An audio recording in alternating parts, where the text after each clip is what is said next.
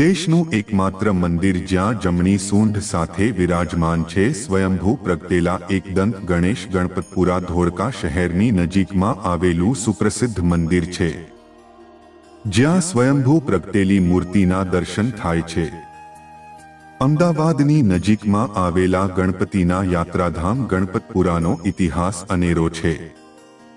ગણપતપુરા ધોળકા શહેરની નજીકમાં આવેલું સુપ્રસિદ્ધ મંદિર છે, જે ધોળકા તાલુકાના કોટ ગામ પાસે આવેલું છે.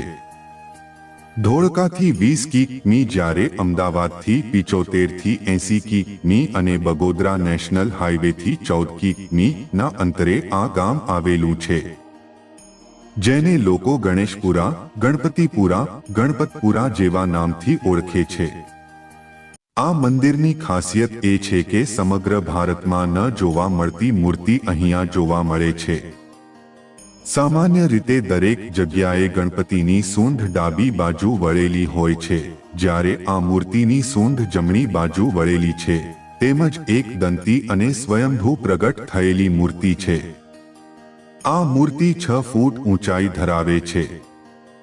ગણપતપુરાના આ મંદિરનો ઇતિહાસ લોકવાયકા મુજબ વિક્રમ સંવત 933ના અષાઢ વદ 4ને રવિવારના રોજ હાથેલમાંની જમીનના કેળાના જાળાના ખોદકામ સમયે ગણપતિ દાદાની મૂર્તિ પગમાં સોનાના તોડા, કાનમાં કુંડળ, માથે મુગટ તથા કેડે કંદોરા સાથે પ્રગટ થઈ હતી.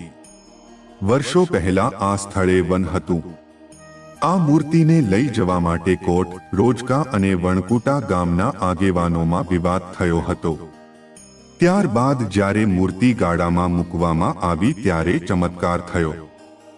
ગાડું વગર બળદે ચાલવા લાગ્યું અને ગણપતિપુરાના ટેકરે જઈને ઊભું રહી ગયું અને મૂર્તિ આપમેળે ગાડામાંથી નીચે ઉતરી ગઈ. ત્યારથી તે સ્થળનું નામ ગણેશપુરા પડ્યું. એ જ દિવસે અને એ જ તિથિએ અરણેજમાં બુટ ભવાની માતાજી પ્રગટ થયેલા અને તેમના પૂજારી અંબારામ પંડિતના નામ ઉપરથી અરણેજ નામ પડ્યું હતું. ગણપતિપુરામાં દર માસની વદ ચોથના દિવસે લાખોની સંખ્યામાં શ્રદ્ધાળુઓ દર્શનનો લાભ લેવા માટે આવતા હોય છે. ગુજરાત તેમજ બહારના રાજ્યોમાંથી અહીંયા લાખો લોકો ચોથના દિવસે દર્શન માટે આવે છે. અહીંયા દર્શને આવતા યાત્રિકો માટે ચાપાણી અને ભોજનની વ્યવસ્થા મંદિર તરફથી કરવામાં આવતી હોય છે.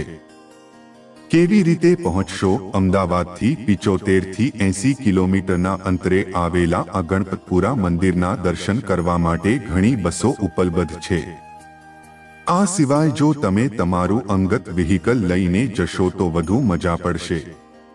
આ મંદિરથી 5 કિલોમીટરના અંતરે જ અરણેજમાં બુટ ભવાની માતાનું મંદિર આવેલું છે. તમે ત્યાંની પણ મુલાકાત લઈ શકો છો.